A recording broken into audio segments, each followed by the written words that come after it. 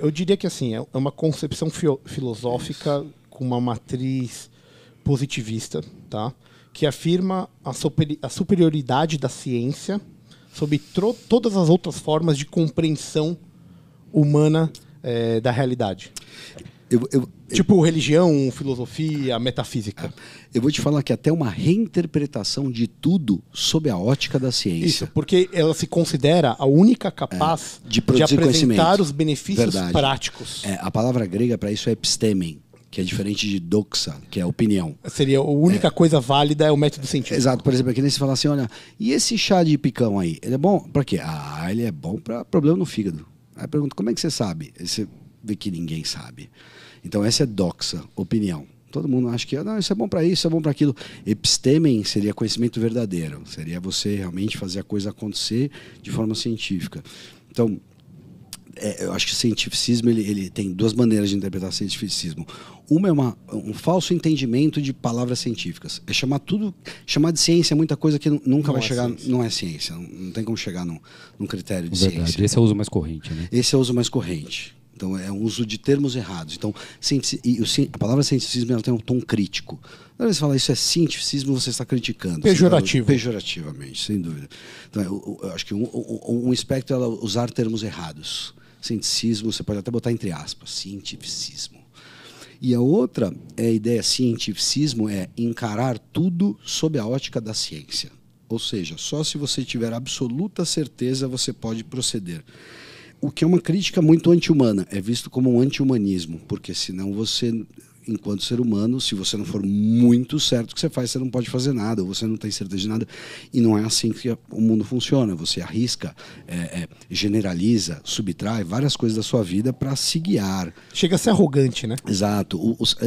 Tem um americano famoso chamado Sam Harris, não sei se conhece ele, e ele tenta refundar, por exemplo, a moral através da ciência. A ciência pode resolver questões morais. Stephen Hawking. Stephen Hawking é outro. Aonde até então o campo da moral só podia ser resolvido Richard pela Dawkins. Exato, Dawkins, o Daniel Dennett, Christopher Hitchens. Ele menos, os outros mais. Sim. Mas essa ideia de que você pode recontar a história da moral, da estética, do que você quiser com um preceito, ou partindo de um método ou um entendimento científico. E deixa um pouco a poesia e a arte de lado, né? Completamente. Entre outras cositas más. Isso é um grande problema, Caião. Cara, assim, né? Primeiro eu quero ser tratado na discussão desse tema como um estrangeiro, né? Então, assim, eu preciso de misericórdia de quem entende disso, né? Que eu pretendo...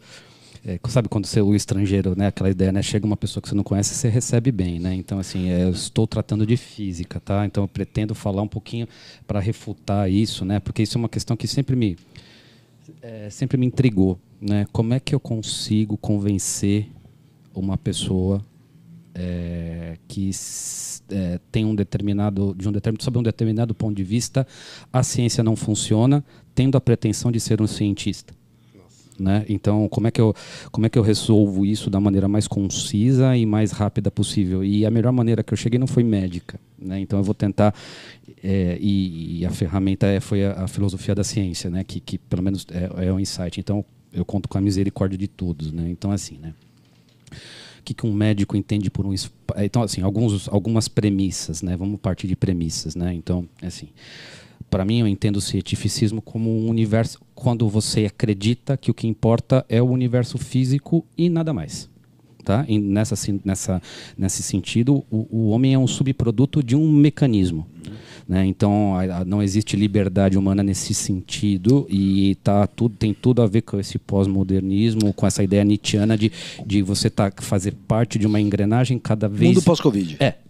Eu achei engraçado você estar falando uma construção fantástica metafísica de como é que a ciência começou a pautar a política, por exemplo.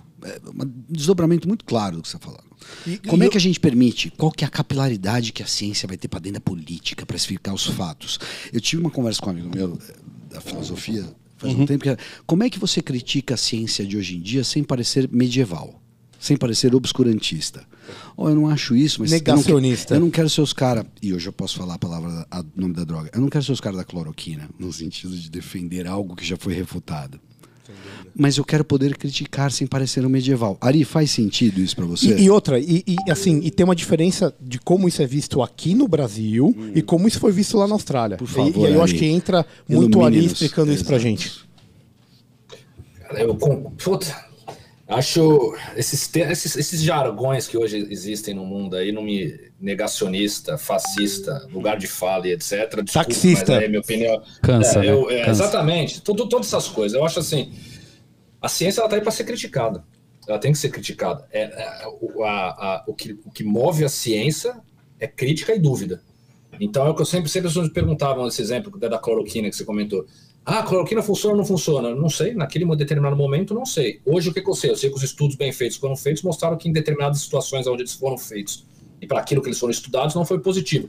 A verdade, como o Reginho falou, a verdade ela é fixa? Não, talvez daqui 1 ano, 2 anos saia um estudo mostrando uma coisa diferente, uma população diferente, com uma metodologia diferente.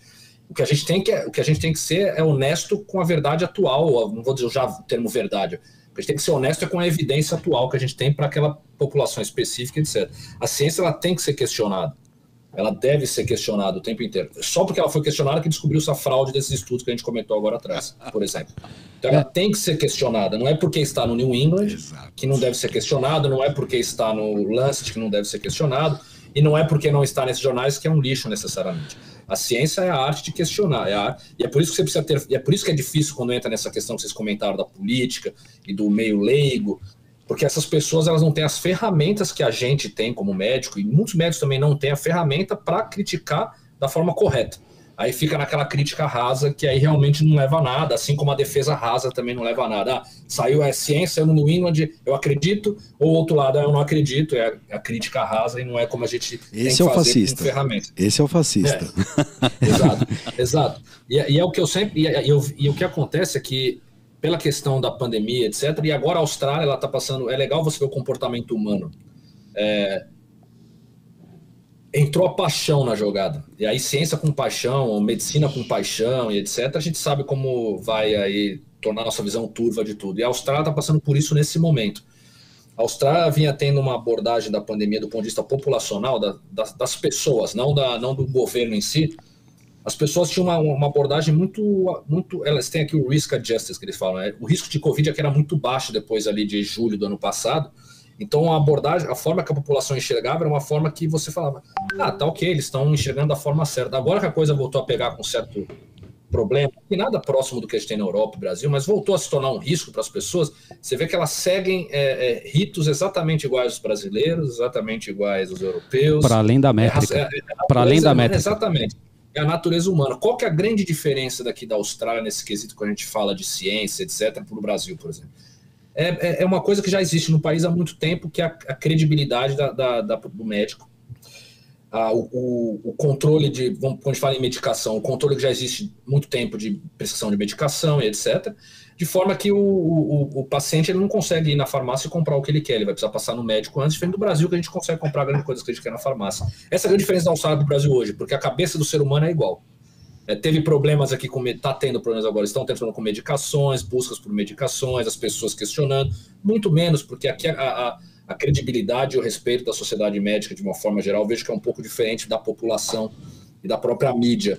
Isso passa por uma questão de educação, né, Ari? E da pessoa entender a questão. A gente está falando de cientificismo de um lado, mas o que ele está falando, na verdade, a diferença das duas populações é o quanto cada população entende em média do que é ciência. Né? Então, e o papel da ciência que ela tem que ter na condução de uma situação extrema como essa. É educação controlando a ansiedade. De alguma maneira, sim, né, cara? Eu acho que sim, né? As pessoas elas vão ter aquele instinto, mas você vai ter a racionalidade, né, nesse sentido de evidência, né, científica ou de adequado peso ao papel da ciência para uma angústia que todo mundo vai passar, né, você falou uma palavra muito importante que você falou, angústia. E eu acho muito engraçado, até se eu pegar na última grande pandemia famosa, gripe espanhola, 1919, não foi isso? Acho que foi 19. Foi 18, 19. As pessoas se apegavam à religião. A gente tirou, desde 1900, né? Nietzsche falou, Deus está morto. A gente ignorou completamente a religião, inclusive impedindo cultos aqui e na gringa. Quer dizer, a religião não explica mais, não resolve mais a dor da pandemia. Rezamos para um novo Deus chamado ciência. A religião é a ciência. Ciência, acho isso curiosíssimo. Isso é uma característica particularmente moderna, né? A ciência moderna. tomou o lugar da graça.